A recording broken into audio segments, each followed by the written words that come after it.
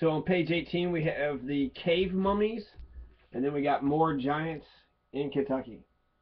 So this is from the weird Kentucky book. Written by Jeffrey Scott Holland, and he claims he's from here. I've heard the way we look at things is from here, so hopefully he is actually from here. I even heard the guy from Cracked.com. He's from Kentucky too. So living in a backward state creates a lot of characters, right? Lots of unique people. So cave mummies. What is it with Kentucky caves and mummies?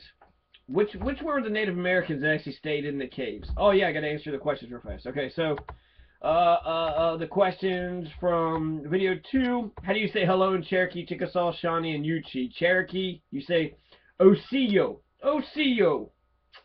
Chokma, that's how you say hello in Chickasaw. Chokma. Chokma.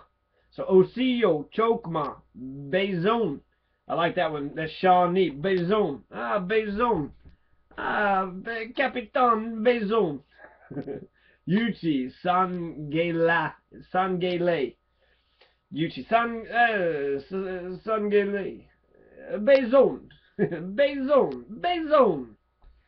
Hello, how are you? Bezon. Bezon. What white man sent by Abraham Wood? Oh man, I ran through that question so fast. But it's a lot of detail because it was 1673.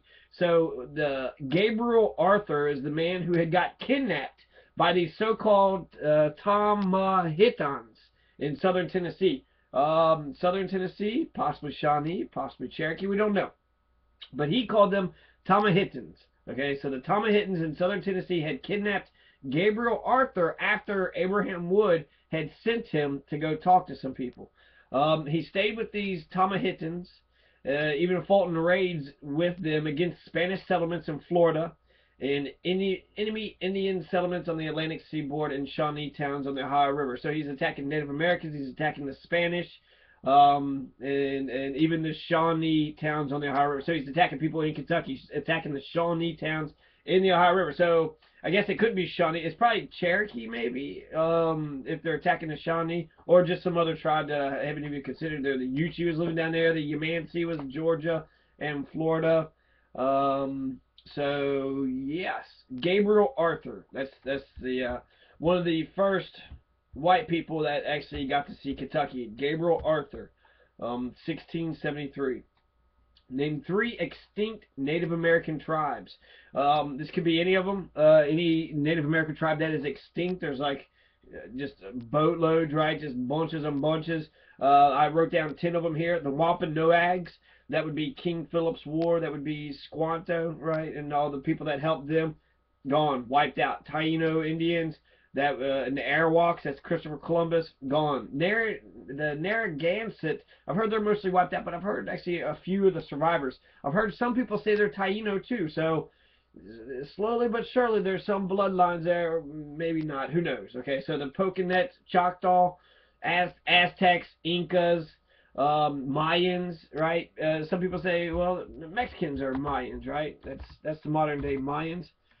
And then I think they actually have, or maybe the Aztecs. It could be the Aztecs too, right? But Aztecs were the Mayans also. Okay, whatever. So, Mayans, Aztecs, Incas, Powhatans, Pequot, Yamansi, Poconet, Choctaw, Narragansett, Taino, and Wampanoag. Those are the ones that I got. Extinct Native American tribes. What 3 tribes in 1975 warred against each other for 3 days in Bellevue? I just thought it was interesting. In Bellevue, Kentucky. I've stayed in Bellevue. I was in exchange for work. I was staying in an abandoned building, and one night when I was coming home about midnight or so, a cop followed me and basically just treated me like an asshole. So Bellevue police. Fuck the Bellevue police. This is family friendly, and the children need to know that cops are not good. They only increase violence and they hurt people. They don't really make any situation better. They're not like people that you want to be like. They're not doing community policing. They're not actually trying to be part and one with the community. So the 3 tribes were the Miami, the Shawnee, and the Cherokee. It also kind of shows you the inter-tribal rivalry that you have. It wasn't just the nasty, bad old English, Anglo-Saxon wasp, right? They were savage beasts. They were butchers. the English colonists were, but the Native Americans were fighting amongst themselves, so they didn't really have, you know, their stuff together either. But it's also interesting who is in Bellevue fighting. You know, who are the people that's in Bellevue fighting? It's also interesting, like the Battle of Blue Licks. Who were the Native Americans fighting against Daniel Boone? Why were these particular Native Americans fighting against Daniel Boone? I mean, there's Wyandotte, Shawnee, Cherokee, a lot of these similar ones we keep on hearing repeated with the Eastern Woodlands. But they're so dominant. There were this huge, powerful tribes over here. So it's the Miami, right? Miami, Shawnee, Cherokee. Shawnee and Cherokee, staples of Kentucky, and the Miami. So the Miami's thrown in the mix. What Kentucky River did the Yuchi have an established settled town? So they have an established settled town, right? We have a Skipakittiki. We got Shawnee, right, which is in Irvine, Kentucky, or it used to be in Irvine, Kentucky, and now we have we see that the Yuchi was established, had established their town on the Green River. So the Green River, this is Yuchi territory. Okay, so that's question number 10. Now, cave mummies. What is it with Kentucky caves and mummies? Over the years, quite a few pre-Columbian mummies have been found in Kentucky caves, especially Mammoth Cave, Short Cave, and Salt's Cave. Most of them are said to be of either unusually large or unusually small stature and often have red hair. So they're either really huge and tall giants, or they're like little, you know, tiny midgets, little dwarves. So they're said to be of either large or small, and then they have red hair, right? So who are these people in the caves? Mammoth Cave, Short Cave, Salt Caves. Similar red-haired mummies have turned up elsewhere in the United States, as well as Russia, China, the Canary Islands, Egypt, Peru, New Zealand, and other locales. Their ethnic makeup remains a mystery, although some researchers, including Wisconsin's Mary Sutherland, have actually suggested the presence of extraterrestrial DNA. You can visit Sutherland on the web at www.burlingtonnews.net.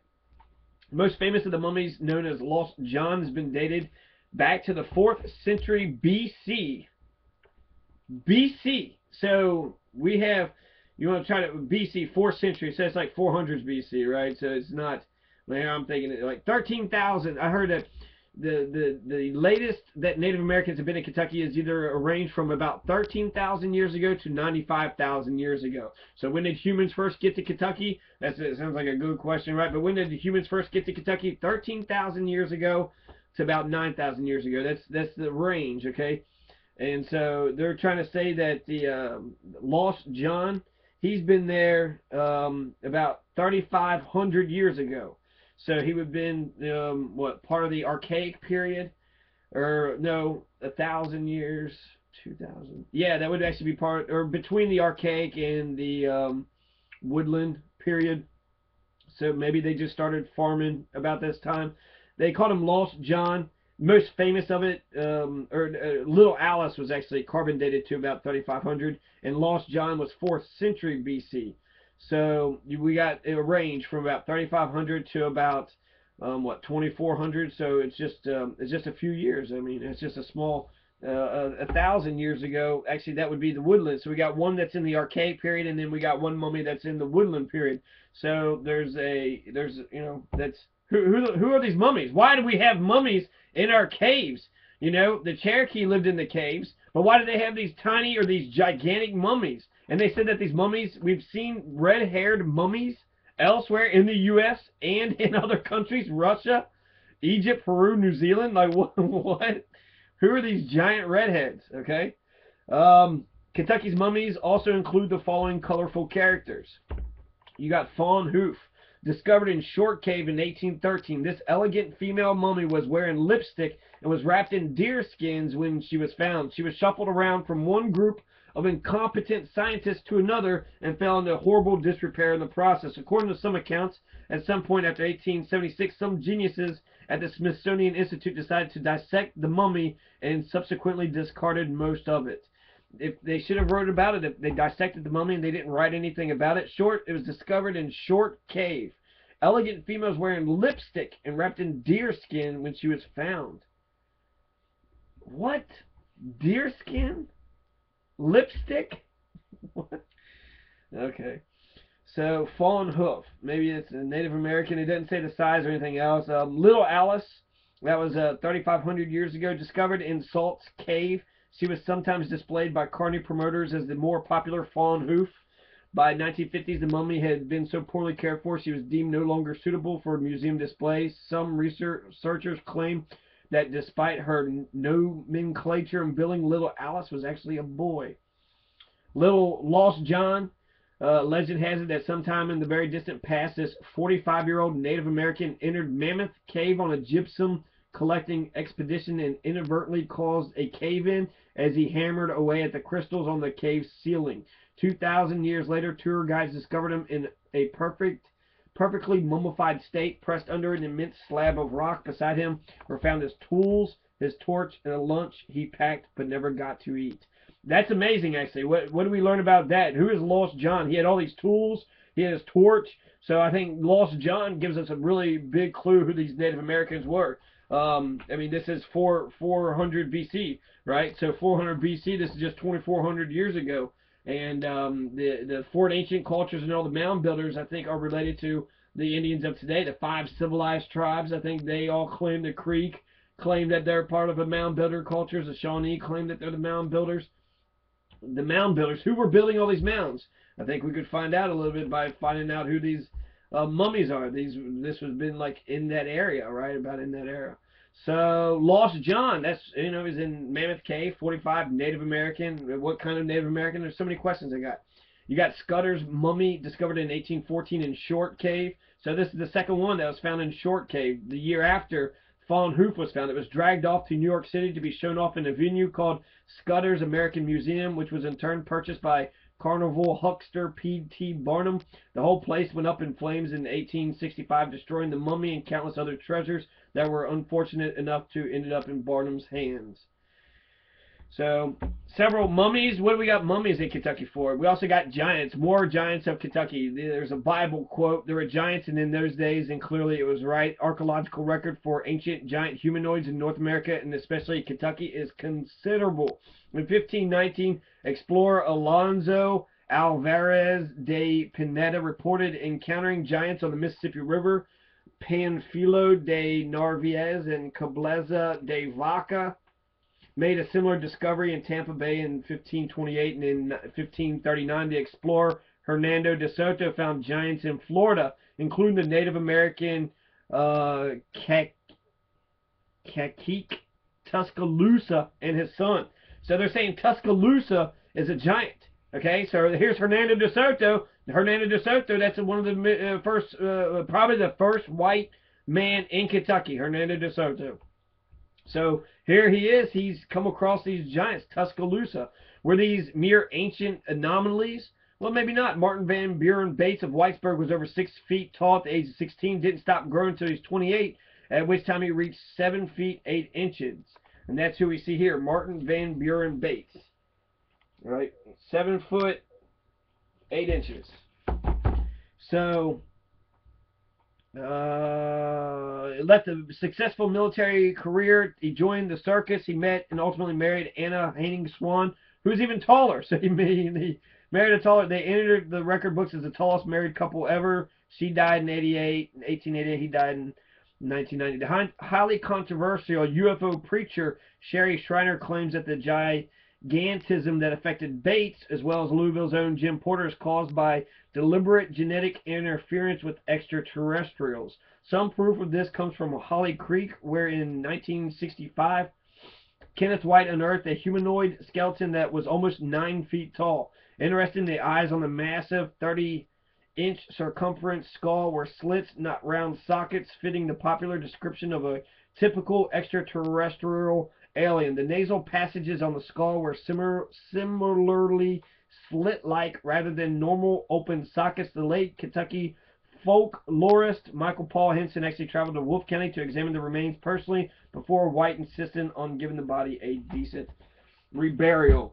Okay, so why do we have giants? Why are there mummies here? Where do these come from? What do they say about, you know, who we are as people, and can we learn from them? Really, isn't that ultimately what we're trying to do here? The 5 questions, I don't know if I'll be able to get them in the next few seconds.